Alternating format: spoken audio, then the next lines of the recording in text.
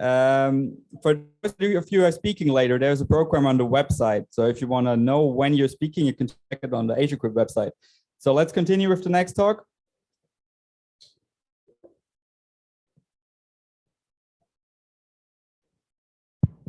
Yeah, hi everyone. Yeah, so as a general chair, I cannot resist to use the privilege to do a 1 minute advertisement during the round session. So yeah, the most important information is that we are looking for postdoc and some attractions. Okay, wait. Okay, yeah, some attractions. So I hope you enjoy our host so far. And Taiwan is an even place, and this is the place you don't have time to enjoy during the conference. So come for a postdoc, and you will have 1 or 2 years to enjoy. And we have a diverse crypto group in Taipei. We have Zhou Tong, we have me, we have Ruben and Boyin. And if you are interested in working with any of us, send us your CV, and you'll be in Taipei, enjoy the life here, and every good things. In particular, we will support you to go to conference, and that's it. Thank you.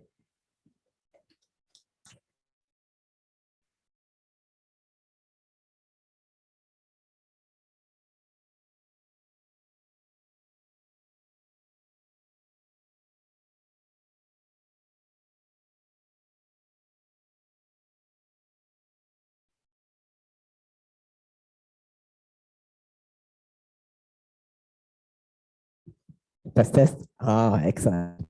All right. So this is a Queercrypt announcement talk. But before, I discovered Nike recently, and I like it conceptually. And I'm trying to understand why Nike is useful, because I'm looking for an excuse to work on it. So if you're working on Nike and you have good application cases, please come and talk to me. Or drop me a message in the chat if you want to talk to me anonymously. All right, so Queercrypt. When, where, what, and who. So it's a meetup for rainbow people. Will take place at 9:30 plus rump session delay. So starting in the next break in Hall B. For rainbow people, have fun, chat, get to know each other. And so, yeah, wait. But if you say, oh, but I don't really identify as a cryptographer, can I come to Queercrypt? Don't worry, it's okay. Everyone's welcome. Thank you.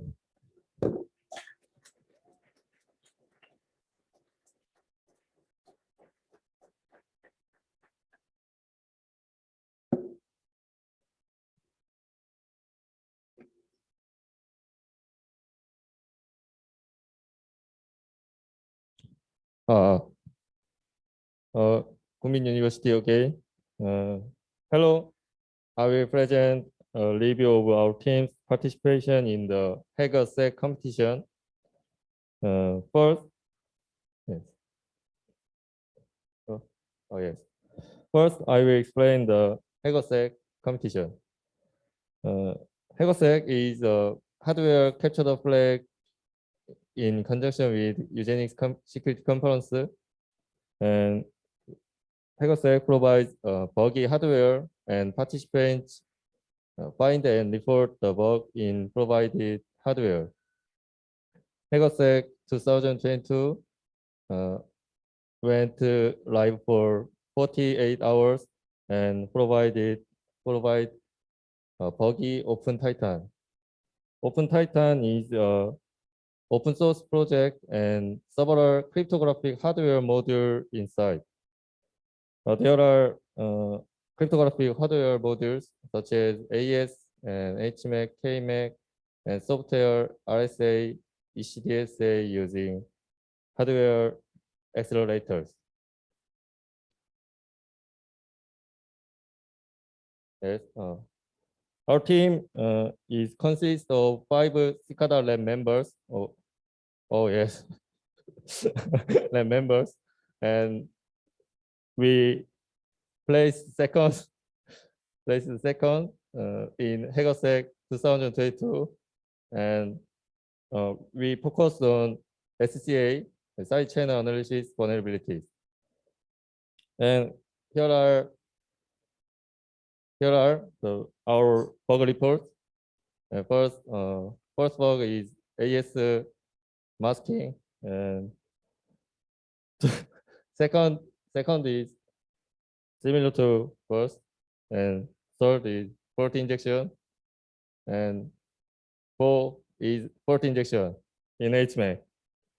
And this is a summary of our bug report. Thank you for listening.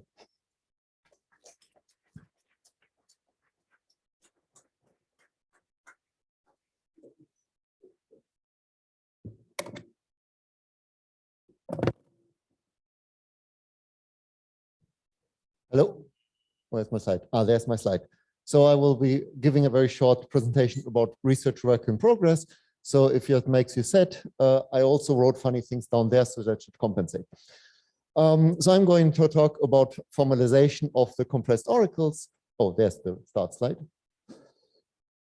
So let me say what I'm talking about. So there's the quantum random oracle. You're probably all familiar with random oracles, maybe with quantum random oracles. And the tricky thing is that you can put a superposition of inputs. Someone already showed the next thing. Thank you. And then you get a superposition of outputs, which is cool and important, but makes everything very hard, because each time you query, the whole function is queried, and then you can't do things like lazy sampling and so on.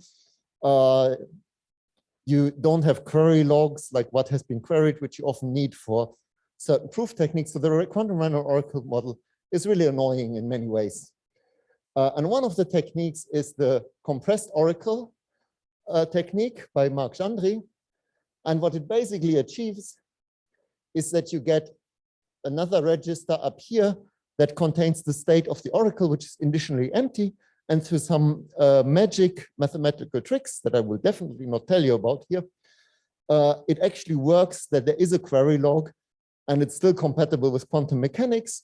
So for example, if we query the superposition of all x's, we get a superposition of all the query logs that have some x mapping to some y. And at first glance, it looks all really great. So you do get a query log. It's also great because you can get techniques for efficiently simulating the oracle, because it has a complex representation and so on. But the technique has actually one big disadvantage. It's very confusing. And a lot of people have tried to understand it. Some have managed less. And this all leaves us with the very, can we even make proofs in that while we that are correct? And this is where our work comes in. So we are working on formalizing all the mathematics of the quantum compressed oracle model in Isabelle Holl and the QHL tool. So Isabelle Holl is a general purpose math theorem prover. QHL tool is a specific for crypto. We have already done a lot. Definitions and basic laws are formalized. We have formalized a lot of rules for how do we preserve invariance, like saying if something held before, like for example, if no zero is in the output of the oracle and I do a query, then no zero is afterwards in there. We have implemented specifically zero finding and collision resistance, but there's still a lot to do, like analyzing actual algorithms, runtime analysis, and looking at more advanced protocols. And yeah, it was faster than predicted. That's nice for QueerCrypt. So you can ask me anything, but not now, except if you use the ticker. That's too fast, sorry. But you can ask me anything offline if you're interested in this line of research, and I will tell you more. Thank you.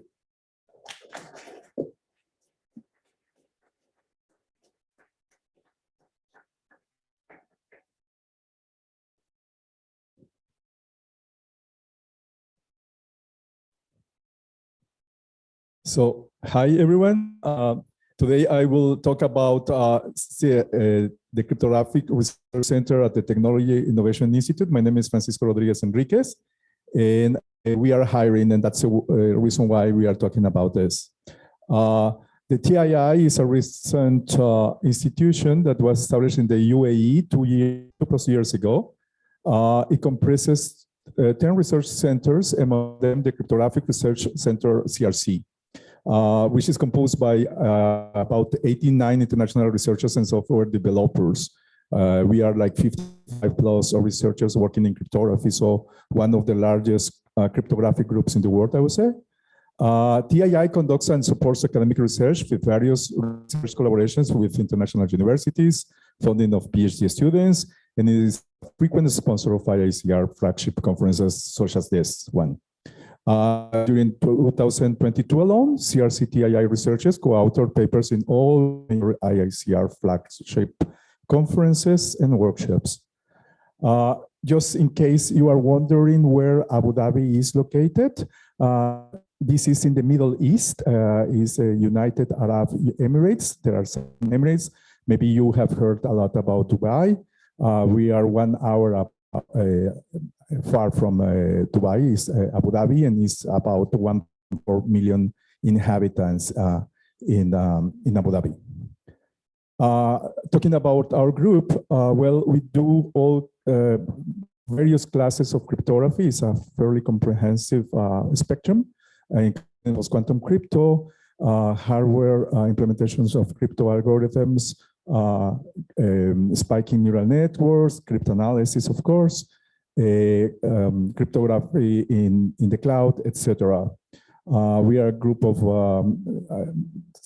senior researchers, but mostly junior researchers. So if you are, I know that I'm talking to a very talented audience, so if you are interested on coming here, it would be maybe interesting. We have 35 different nationalities. Yes, and we have also an advisory board of several well-known international researchers. So we are hiring. If you are interested in joining us, don't hesitate in contact us. Thanks.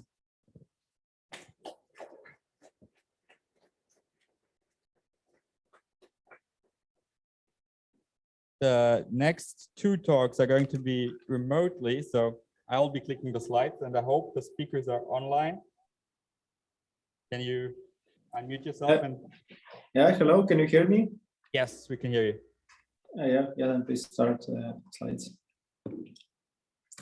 So, hello everyone, my name is Alexey Vdovenko, and together with Jason Te, we are organizing a workshop about automated and data-driven cryptanalysis of symmetric key primitives. It will be held together with the SNS conference next year, which will be in Kyoto, Japan in June. Next slide, please. Automated cryptanalysis of symmetric key primitives using SAT, SMT, or MLP solvers or constraint programming is now a standard paradigm for cryptanalysis. Next, please. And a more new approach is to use machine learning or neural networks to find distinguishers in a black box setting. If you have an interesting research about one of these topics, about efficiency improvements, optimizations of tools and involved frameworks, please consider submitting to the workshop. Next slide. So the papers will be published in LNCS Proceedings volume of all ACNS workshops. And there is a small prize for papers across all SNS workshops. The submission deadline is 15th of March next year, and the conference itself will be held in June in Japan. So we're looking forward to your submissions, and thank you for your attention.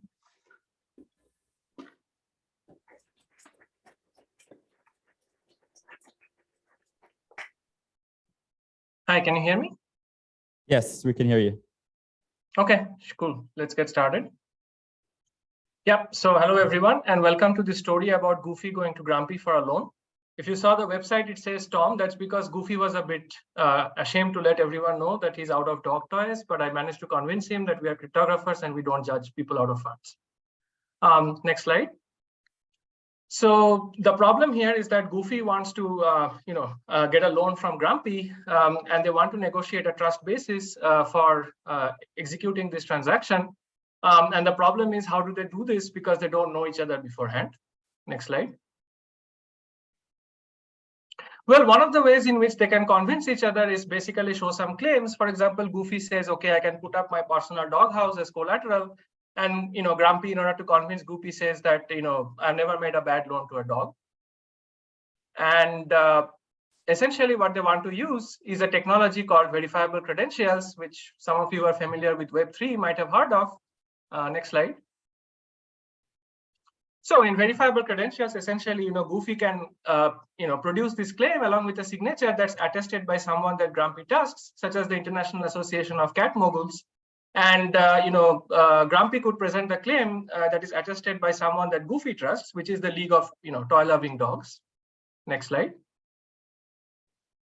But they might also have attestations from organizations that they don't mutually trust. For example, Goofy might not, might also have an attestation from the Club for Water Sports, but, Grumpy is not too excited about water sports. And, Grumpy might have some affiliation with thrifty dog owners who Goofy is not particularly excited about.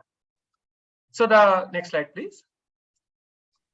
Yeah, so the problem that we are concerned about is that maybe they want to reveal the fact that they have some mutually trusted certifying authorities, but they want to keep details of additional certifiers private, for security reasons. So next slide. Well, this story has a happy ending because it seems that they did manage to negotiate a trust basis in a privacy preserving way. And then we get to the final slide. Goofy let me know that they did this because they apparently checked out a paper that I recently wrote with my amazing colleagues from IBM Research India and collaborators from IIT Kharagpur, India. So if you have time, maybe you want to check this out or tune into our talk at NDSS 2023. Thank you.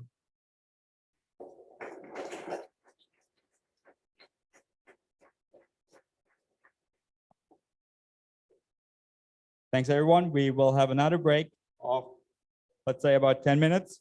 10 minutes.